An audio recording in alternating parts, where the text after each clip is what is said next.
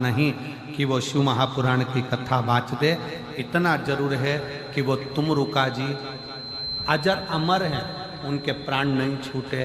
वो तुमरुका जी जब जब शिव पुराण की कथा होती है स्वयं व्यासपीठ पर बैठकर वो बाँचते हैं और आप सुनते हैं, वो बाँचते हैं। इसीलिए शायद शिव महापुराण के पंडाल में आने वाले के दुख कट जाता है और 3 महीने में ये पत्रों का ढेर लगता जाता है। हर व्यासपीठ पर उतने ही पत्र, फिर बढ़ते चले जाते। तो लगता है जैसे तुमरुका जी उस समय पर शिव महापुराण की कथा सुनाए थे, शंकर पार्वती बैठकर सुने थे। आज भी इस पवित्र व्यासपीठ पर तुमरुका जी आकर बैठते हैं और जो 2, 2.5, 3 घंटा कथा चलती है वो तुमरुका जी ही बाँचते हैं। उनकी सामर्थ्यता है, अपनी सामर्थ्यता वो बाँचते हैं। और मेरा आपकी कृपा से सब काम हो रहा है, करते हो भोले बाबा मेरा नाम हो रहा है, करते हो भोले बाबा मेरा नाम हो रहा है। भोले आपकी कृपा से सब काम हो रहा है। शायद वो आता होगा और बात किसकी सामर्थ्य। एक पत्र में लिखा एक बहन ने,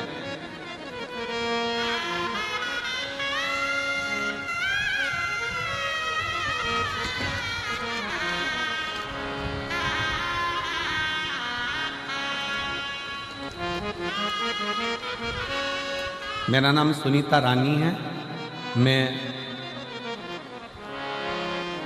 मोड़ मंडी से आई हूँ। कहीं बैठी हूँ तो हाथ हिला सकती हूँ। मेरी शादी को 12 साल हो गए थे, संतान का सुख नहीं था। डॉक्टर को दिखाया तो डॉक्टर ने कह दिया था कि माँ का बनने का सुख। दिल टूट गया, हृदय से रोती, संतान का सुख नहीं होता।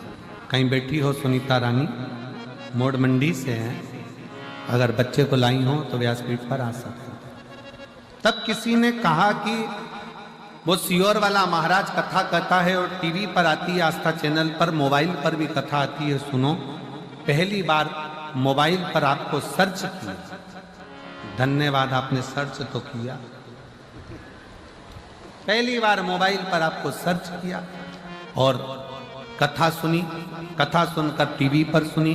आपने सफेद आंकड़े की जड़ का कहा, पशुपति व्रत का कहा। तब मैंने कथा सुनकर व्रत करा। 4 जनवरी 2024 को भटिंडा में कथा हुई।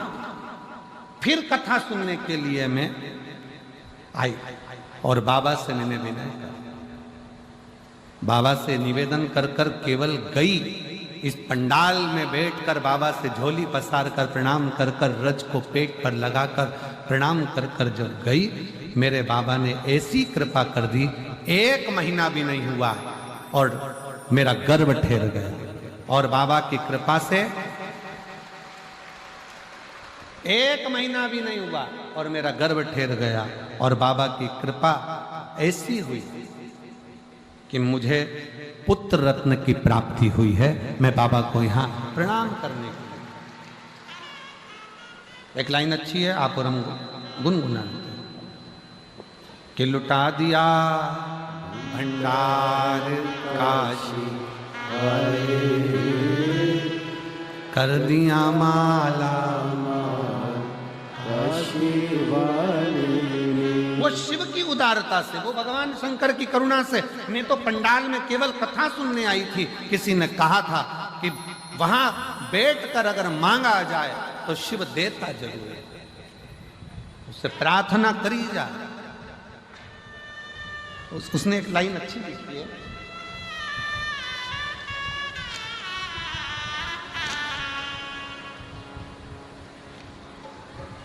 गुरुजी, आप जब पंडाल में बैठकर नेत्र बंद कर कर श्री शिवाय नमस्तुभ्यम जब बोलते हो और कहते हो भोला सब दुख काटो, क्या सही में मुझे ऐसा लगता है शंकर उस समय पर आता है और जितने पंडाल में बैठते हैं सबका दुख काटता है। शिव ओघड़ दानी, शंकर ओघड़, और जब आप और हम उसको स्मरण करते हैं, आप और हम पुकारते हैं, तो क्यों नहीं सुनते? क्यों नहीं सुनते?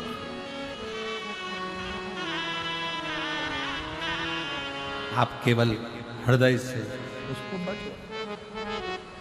जो जैसी भावना लाया वो वैसा ही फल पाया, नहीं खाली उसे लौटाया वो मन ही मन हर्षाया, और कर दिया माला माल काशी वाले ने, लुटा दिया भंडार काशी वाले ने, और कर दिया माला माल काशी वाले ने, कर दिया माला माल काशी वाले ने, लुटा दिया भंडार काशी वाले ने, लुटा दिया भंडार काशी वाले।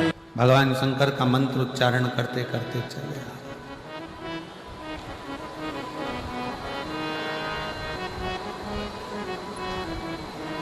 प्रणाम करा वासुकी नाग ने तुमरुका जी को।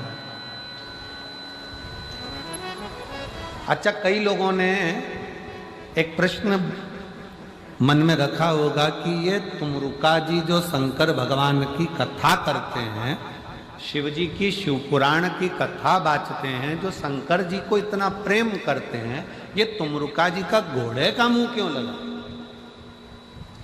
ये तुमरुका जी का घोड़े का मुंह इसलिए लगा है क्योंकि तुमरुका जी सुंदर बहुत थे।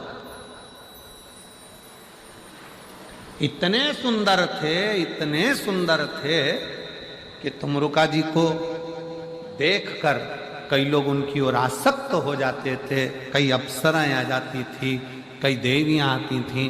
तो तुमरुका जी ने एक दिन शिव जी से वर में मांग लिया, भोले बाबा अगर मुझे कुछ देना चाहते हो तो मेरी सुंदरता को हटाकर मुझे घोड़े का मुंह लगा दो, जिससे मैं आपका भजन कर सकूं और आपका स्मरण कर सकूं। घोड़े का मुंह,